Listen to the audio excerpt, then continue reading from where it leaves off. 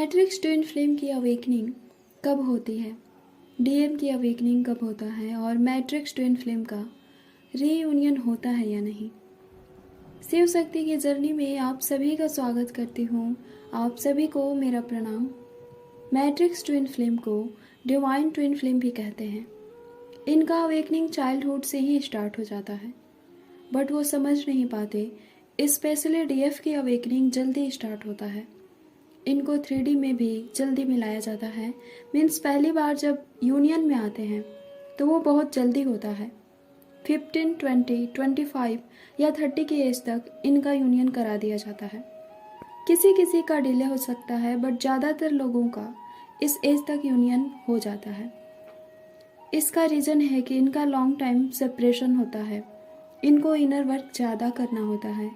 इनका सेपरेशन अगर कम होता है तो 3 से 4 ईयर का होता है, वरना 10 से 15 ईयर्स का सेपरेशन होता है किसी किसी का। मैट्रिक्स ट्विन फ्लेम में डीएफ की अवेकनिंग पहले होता है, डीएम का बाद में होता है। एज की अगर बात करें तो ज़्यादा डिफरेंस नहीं होता, और जिनका होता है उनमें डीएम जो है वो बड़े होते हैं।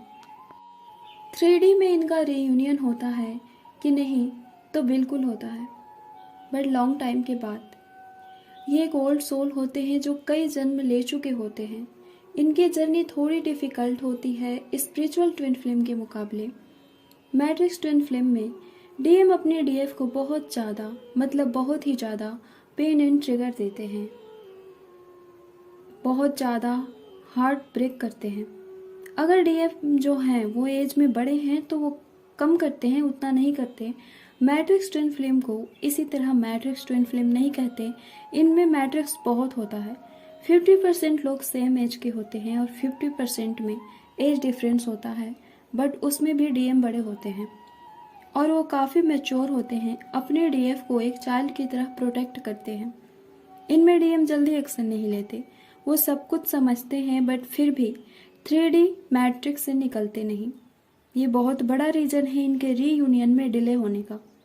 ये जर्नी एक लाइफ में पूरी नहीं होती तो कई लाइफ में 3D में रीयूनियन नहीं होता, तो आप होप ना खोएं, बिकॉज ये सोल की जर्नी है। और आप जितना अपनी सोल की एनर्जी को अपग्रेड करेंगे, आपकी अवेकनिंग जितनी जल्दी होगा, आपका यूनियन रीयूनियन तभी होगा।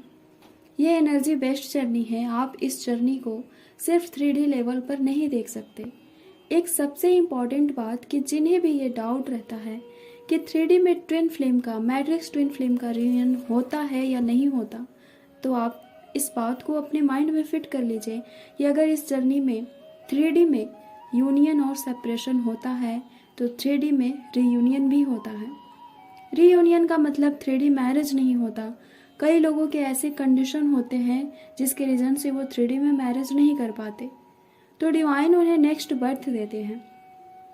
अगर कोई पास्ट लाइफ में अपने सारे ब्लॉकेजेस, कर्मा को रिलीज कर लिया है और उनका 3D में रीयूनियन या मैरिज नहीं हो सका, तो नेक्स्ट बर्थ मिलता है उन्हें, और उनका कोई सेपरेशन, कोई ब्लॉकेज नहीं होता नेक्स्ट बर्थ में, और उस लाइफ में उन्हें एक किया जाता है। कई बर्थ लेने पड़ते हैं तब जाके ये जर्नी कंप्लीट होता है। इसका मतलब ये नहीं कि ऐसा सभी के साथ होता है, किसी किसी का होता है। ये आपके ब्लॉकेजेस पर, आपके कर्मा पर डिपेंड करता है कि आपका यूनियन, आपका रीयूनियन कब होगा। तो आप समझ गए होंगे कि मैट्रिक्स ट्विन फ्लेम में रीयूनियन सभी का होता है। इसमें डीएफ की अवेकनिंग पहले होती है, डीएम के बाद में होता है, बट रीयूनियन होता है। धन्यवाद। ओम नमः शिवाय। ओम शांति।